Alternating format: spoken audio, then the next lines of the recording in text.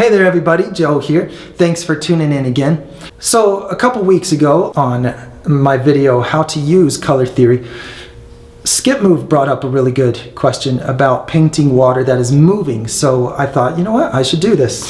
So this is my start at a big painting that I'm going to put in my show coming up here August 5th. This is on some canvas here, but I'm just using my typical setup. You can go to learn.muraljoe.com/FAQ to see all about my favorite kind of paints. I want to talk about a few key elements to this moving water. So you can see that I've got it cascading off of these rocks. Now the detail's kind of rough still. I'm just working from some primaries and putting colors together for a first layer before I get into very much detail.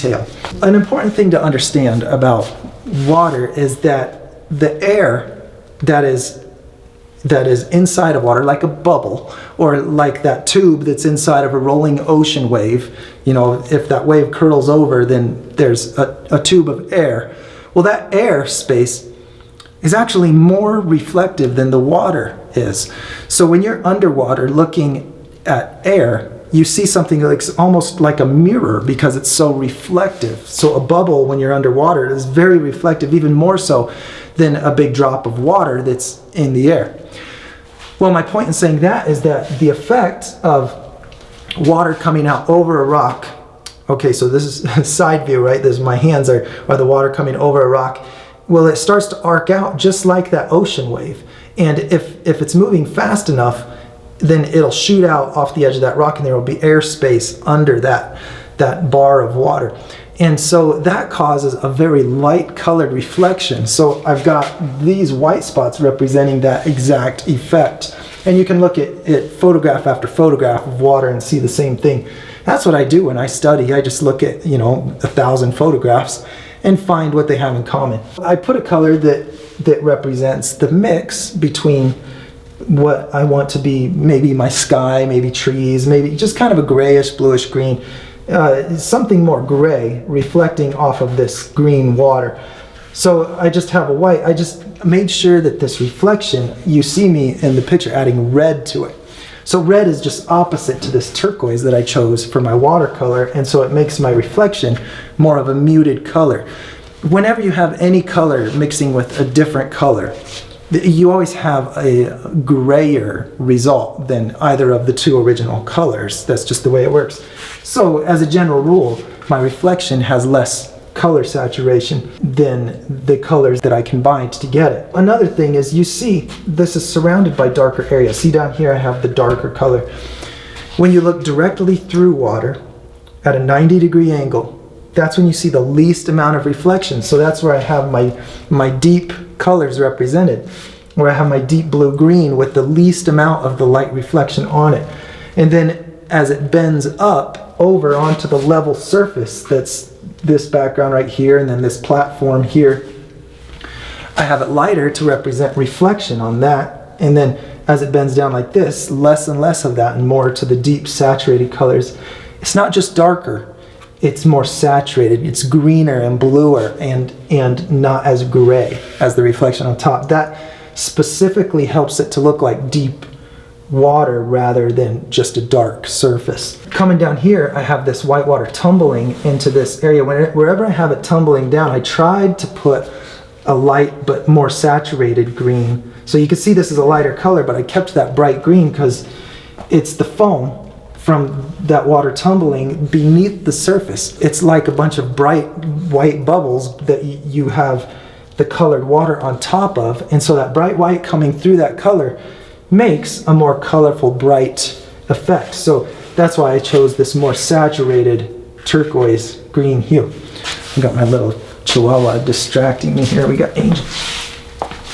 She was lonely because the family went to Texas right now, so I stayed behind to get some work done. And little Angel's just all alone at the house, so I decided to bring her with me. Okay, back to the important things. Angel, don't take that personal. Okay. Zulfikar Ali Khan on last week's video said he would like to see me make mistakes and fix them. Well, I wouldn't call this a blooper, but this is what I would say is a miscalculation on color as my reflection. If you look at the reflection here, it's kind of brown. And so I want to represent my violet colored rocks with my turquoise water. I purposely chose very uncommon colors to do my scene, so that, to me, that's a better experiment to see if my color theory is working properly.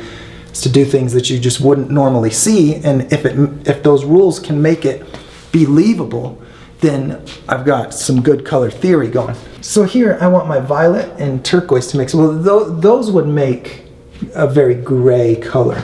So I just have it too brown in here. It's just too much orange hue to this reflection. So if I get that to be more colorless, more gray, like maybe like these tones here, I think it's gonna look better. So I'm gonna try that. When I do these, it's very similar to when in my How to Paint Ripples video that's in the How to Paint Waves series that I do. I use very horizontal lines that are very level across the painting. Well, if water's moving, waves get stretched out toward you, and so those angles change a little bit. I stress in that video, How to Paint Ripples, the importance of keeping things relatively horizontal, keeping them level.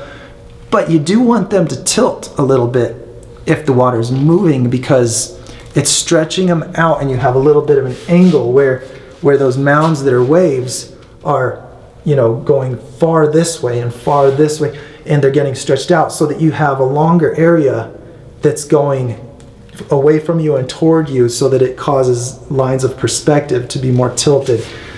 So I tried to tilt these. Now, a little bit of slant goes a long, long way. It's easy to overdo that. So I'm just tilting my waves. On the left side, I'll tilt them down to the left. On the right side, I'll tilt them down to the right. Not exclusively. I'll definitely cross them the other way on both sides. I'll use both. But primarily, most of them going like this, so there's kind of a uniform direction on this side, so that it looks like they're stretching this way, and then I'll lay off of the level lines. I won't put as many lines that are level and going directly horizontal. And I'll keep my horizontal lines real short, because they're just at the far ends of stretched out waves. So I'm gonna try this, making this more gray, and see if that's an improvement. What I'm going to do is add blue to it. If you want to get a brown to look more gray, just add blue. Blue and brown make a nice gray. But I have to add white to it. Just how far little adjustments go. You know, little adjustments make big differences. Sometimes you'll be troubleshooting a painting, and you're thinking that, you know, you've got to find some big thing that is causing it to look not the way you want it to. A lot of the time it's a very subtle color shift that can be the problem. So then, to make this water look like it's coming over this rock, you can see some of these look like the water stopping and going around the rock. Like here, you know, it looks like it's coming over the side but not over the face. So you can see I have a gradient here that goes from my underwater color to my violet color that I did these weird looking rocks with. And then I muted that violet color. You know, they're going to get muted because they're opposite colors. But then I put this highlight of more saturated color right in the middle, where I want it, just like I said, where the water is facing toward me and I'm looking through it at 90 degrees, like on the face of this rock.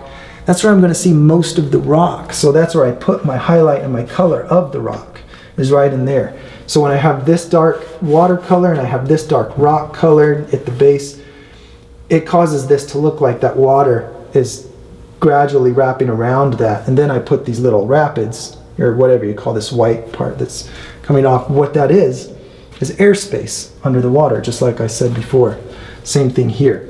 So that's how I get this particular look of it cascading over rocks. You can see where I use that effect also on the there's a video I did with the stormy ocean scene. I did a little clip of how to paint a breaking wave. As I get closer, to me, I get darker and darker, so that it looks like I'm looking into the water. But that's with any water. Any water that gets closer, as I want it to look like I'm looking down, I put that darker color. So I'm definitely going to talk more about backgrounds, background textures, how to make it look like it's you know, like your foreground texture is merging into the background, so you have that continuous feel of depth. And as I get more into this painting, I'll talk about those things also. So listen, I want to give you a heads up that I will be releasing a new how to draw video this week. I hope you get a chance to check it out. So keep your eye open. as I release this How to Draw a Guy, How to Draw a Girl lesson midweek, I'll have the short version on YouTube as usual and the full-length version available at my site, learn.muraljoe.com. I'm going to put the price way down low so that anyone can afford it for the first few days, so that those of you who are very interested in this subject of drawing people have a chance to take advantage of that. And so hopefully you get a chance to look at it. And otherwise, I'll see you next week, and thanks again for watching my video.